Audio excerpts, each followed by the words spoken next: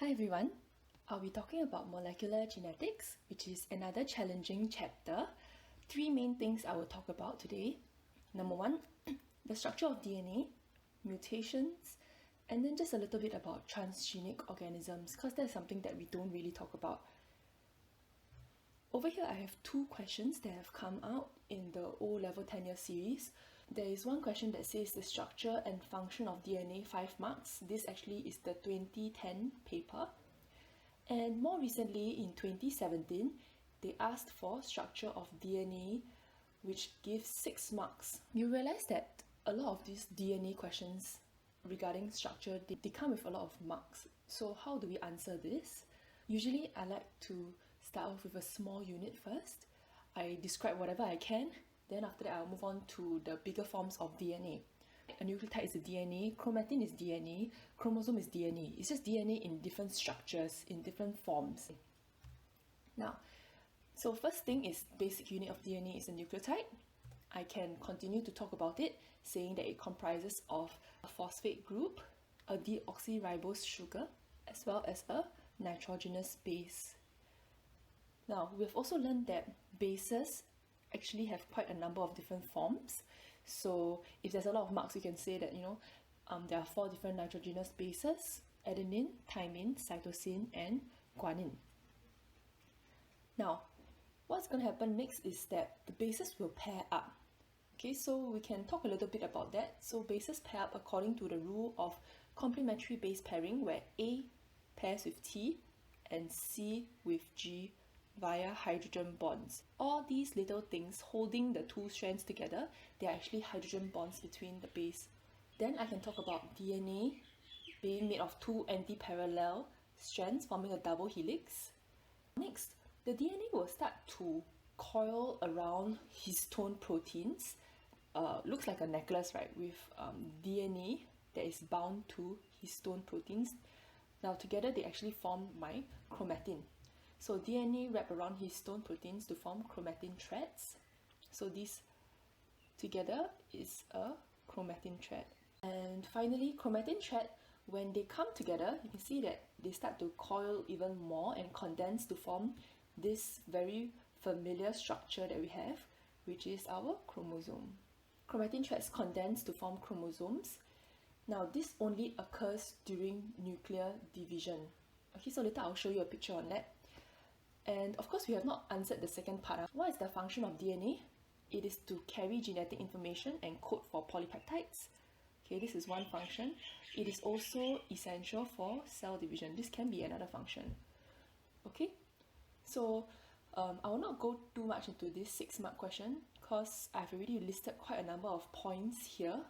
You can use this to answer both of these 10-year series questions. Now, I have a picture over here of an onion root tip, and it shows cells that are actively dividing. So we can only see mitosis happening usually at very fast growing regions, like my onion root tip. Now, how do I differentiate between interface and prophase?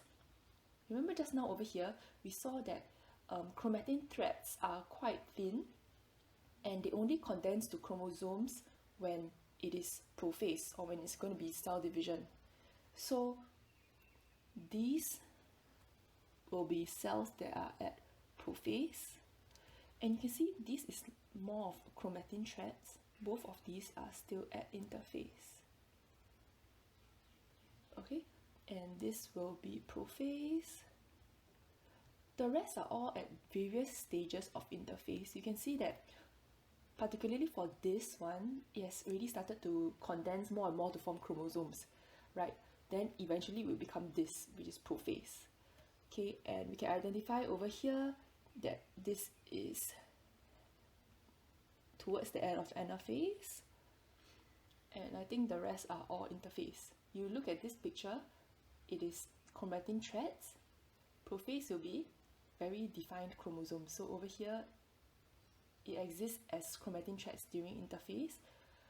During prophase, it will become these chromosomes when it is condensed. I hope this will help you in identifying or differentiating interface and prophase. Now, next question.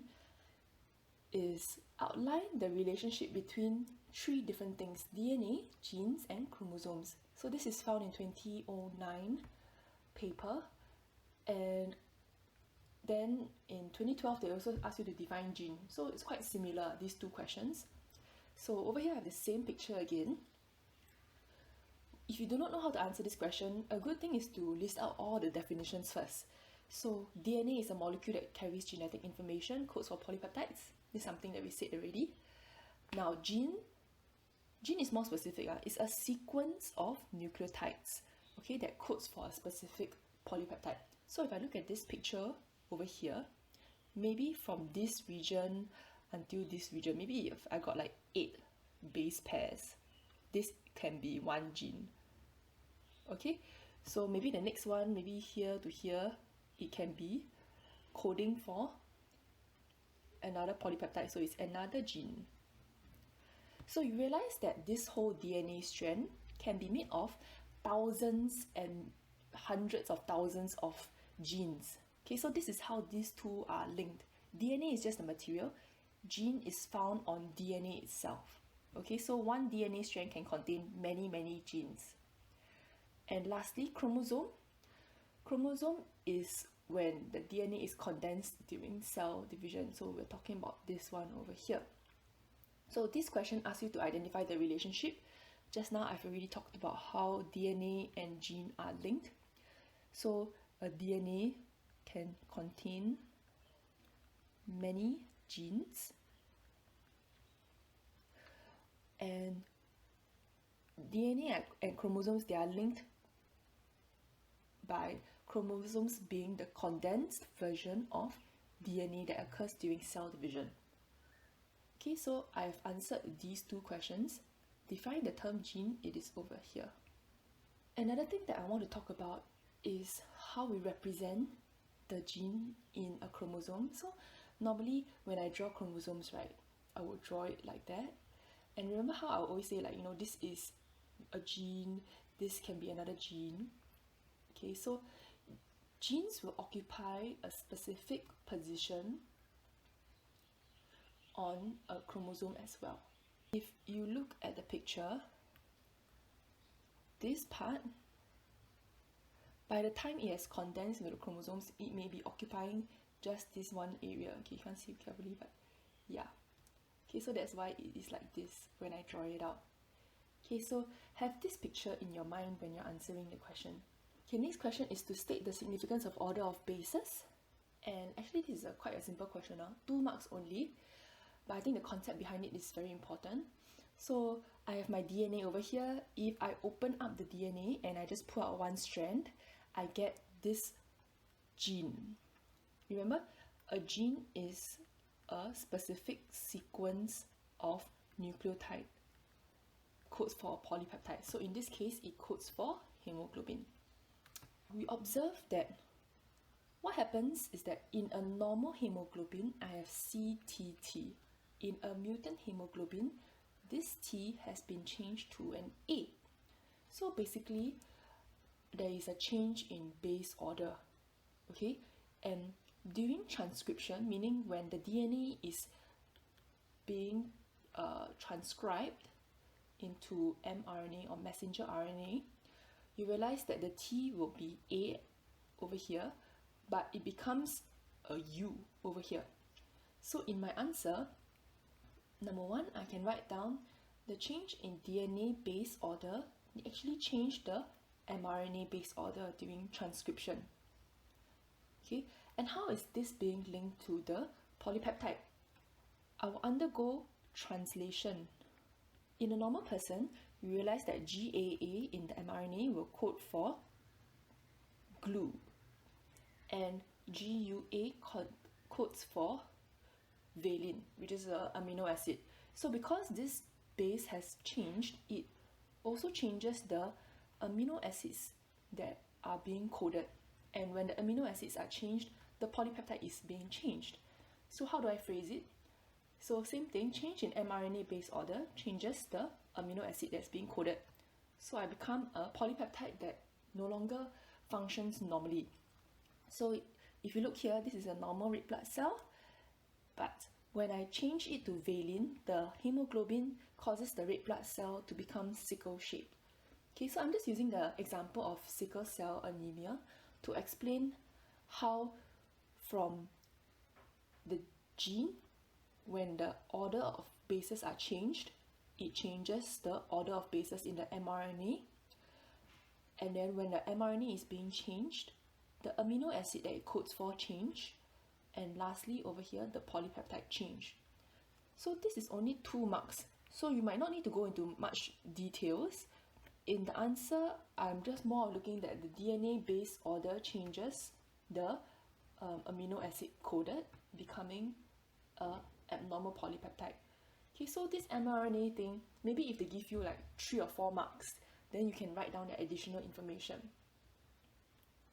Next question, define the term mutation. Quite a common question also. The proper definition is that mutation refers to a change in sequence of nucleotide bases in a gene.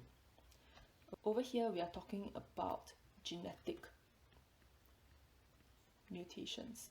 But there is something also called chromosomal mutation. So when is it chromosomal mutation? When the structure or number of chromosomes have changed. Gene mutation, just now we see it will be like sickle cell anemia.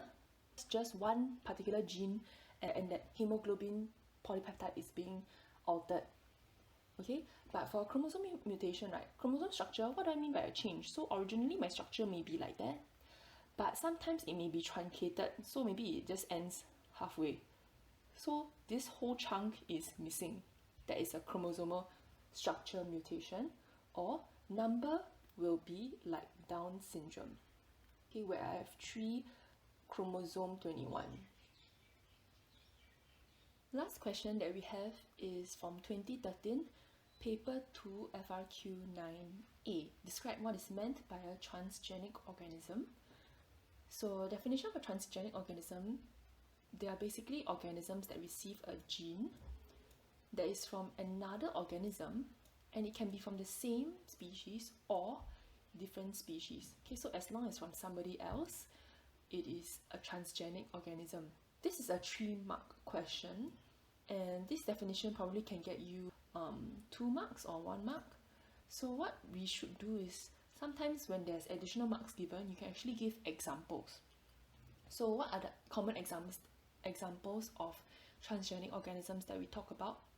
It will be our favorite bacteria E. coli receiving human insulin gene, okay, so that we can produce insulin on a larger scale. Another one that I've talked about previously was some corn crops, okay, they have a bacteria gene inserted for pest resistance. It's also called BT corn. You can actually Google it, but you do not need to know, specific examples. And one last example that I want to give is quite cool, closer to home.